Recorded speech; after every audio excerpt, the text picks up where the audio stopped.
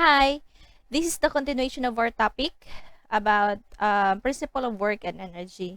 So first part, we discussed how to solve for the work done by certain forces. For example, work done by a constant force, work done by the weight of an object, or work done by a spring force. So now let's apply those principles into uh, including the energy, work and energy principle. So by integrating the equation of motion, the summation of all forces along the tangential is equals to MAT is equals to MV dVds. The principle of work and energy can be written as summation of all work done from point 1 to point 2 is equals to 0.5 m times the velocity squared minus 0.5 m times the first velocity squared, or it is equal to T1 plus the summation of all work done from 1 to 2 is equals to T2, where T1 and T2 are your kinetic energies. And this is the kinetic energy at point 2, while this is the kinetic energy at the point 1. So you just arrange this equation and you get this equation. T1 plus the summation of all forces, the summation of all work done from point 1 to point 2 is equals to the kinetic energy at point 2. So in this equation, T1 and T2 are kinetic energies of the particle at the initial and final position respectively. So thus T1 is equals to 0.5 m velocity 1 squared, and T2 is equals to 0.5 m velocity, the second velocity at the second point squared. So the kinetic energy is always a positive scalar. So let's get familiarized with this equation because it will be very useful in solving work and energy problems. So the particle's initial kinetic energy plus the work done by all the forces acting on the particle as it moves from its initial to final position is equal to the final kinetic energy of that particle. Again, the initial kinetic energy plus the total work done of all the forces acting on that body from point 1 to point 2 is equal to the total kinetic energy of that particle or system of particles. So note that the principle of work and energy, this equation, is not a vector equation. So each term results in a scalar value. Both kinetic energy and work have the same units, and that of energy. In SI, it is 1 joule is equal to 1 Newton meter, and in FPS, it is foot pound. Again, 1 joule is equals to 1 Newton meter, and in FPS, it is foot pound. The principle of work and energy cannot be used in general to determine the forces directed normal to the path, since these forces do not work. Remember in the first part of our discussion where we mentioned that forces acting perpendicular to the direction of the movement to the displacement have no work done at all. So it has no contribution. So the same with the principle of work and energy. This principle cannot be used to determine the forces directed normal to the path, since these forces do not work. Okay. The principle of work and energy can also be applied to a system of particles by summing the kinetic energies of all particles in the system and the work due to all forces acting on the system. So this is special consideration, work of friction caused by sliding.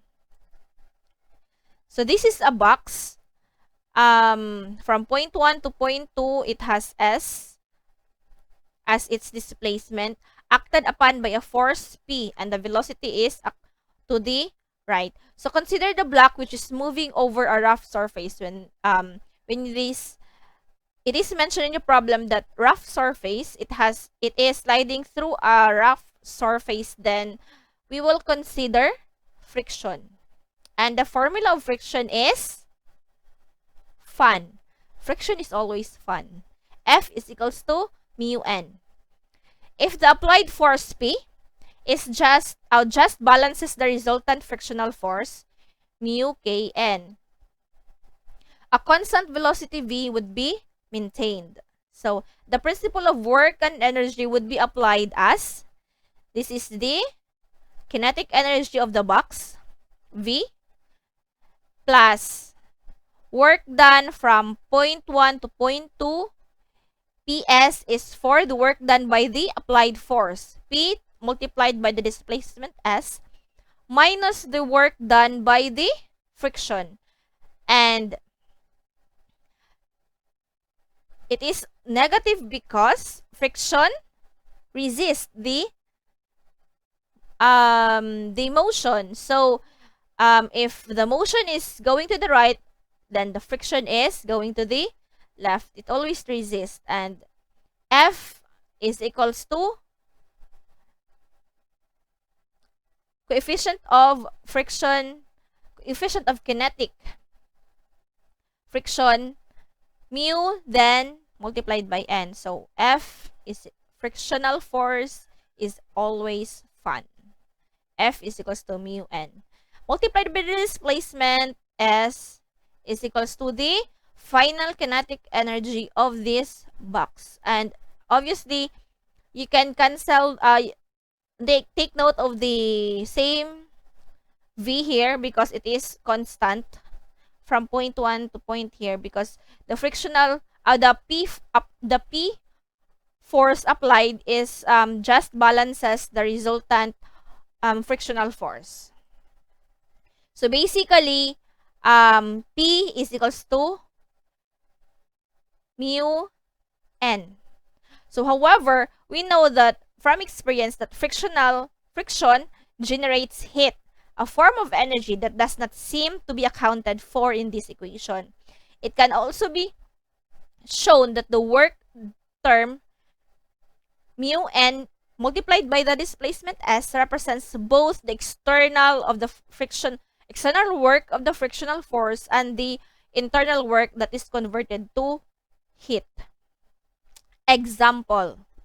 So this is a block attached to a spring, and initially the spring is unstretched or uncompressed. Therefore, this is the S1, and S1 is equal to 0.6 meter. Given S is equals to 0.6 meter, the spring is not stretched or compressed, and the block is equal to 10 kilogram, which is subjected to a force F, 100 Newton, and has an initial speed, of 5 meter per second down a smooth plane. Smooth plane, neglect friction, neglect fun. So this problem is basically not fun, joke.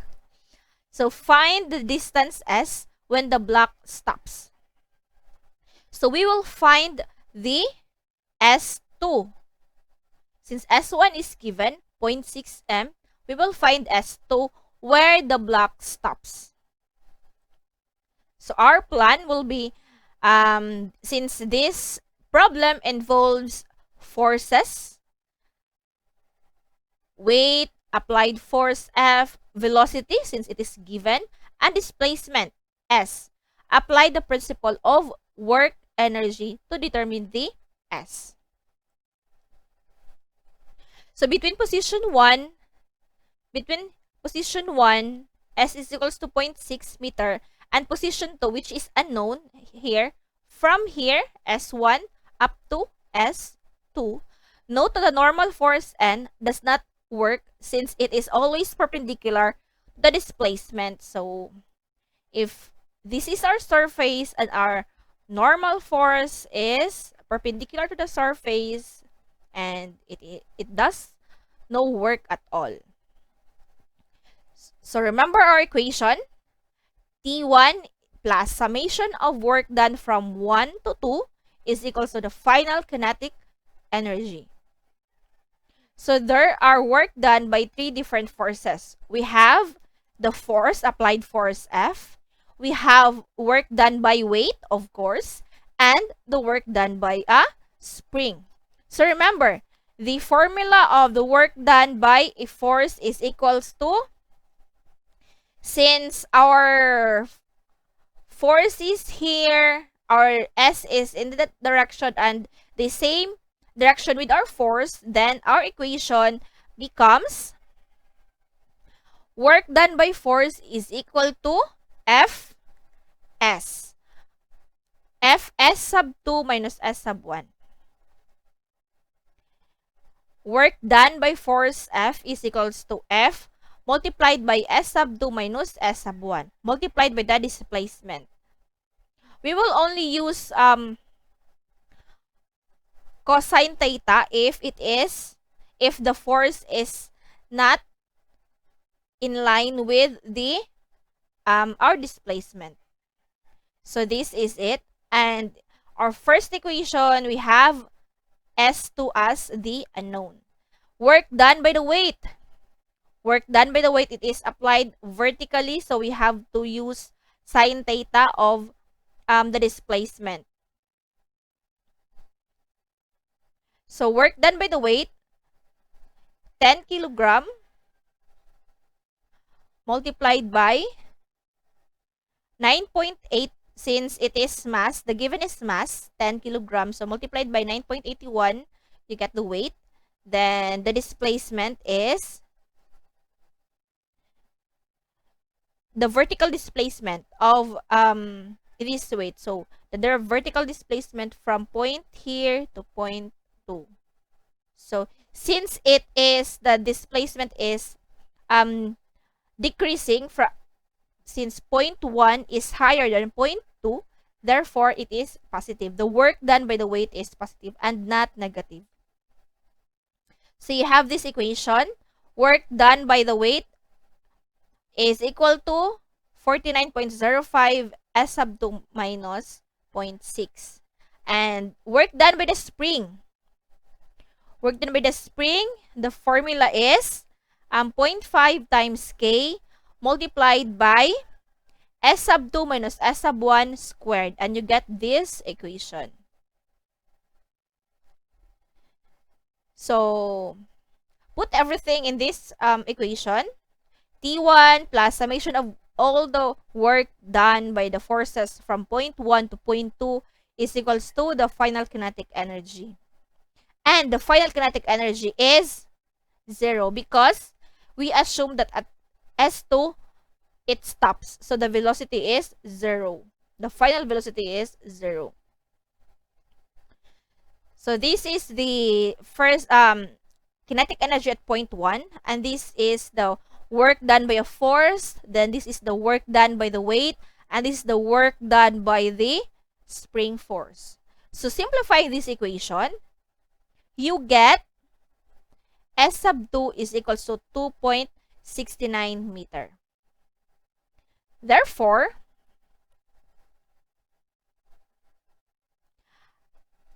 if this is 0.6, at 2.69 meter, the block will stop descending.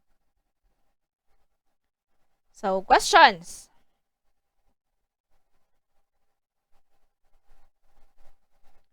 Okay, for your reading assignment, study Power and Efficiency in Chapter 14.4, Conservative Forces and Potential Energy in 14.5, and lastly, Conservation of Energy, 14.6. And I will give a short quiz in our LMS, and it is by pair. So, Look for a partner and you will solve problems with your partner. Thank you for watching and I hope you learned something.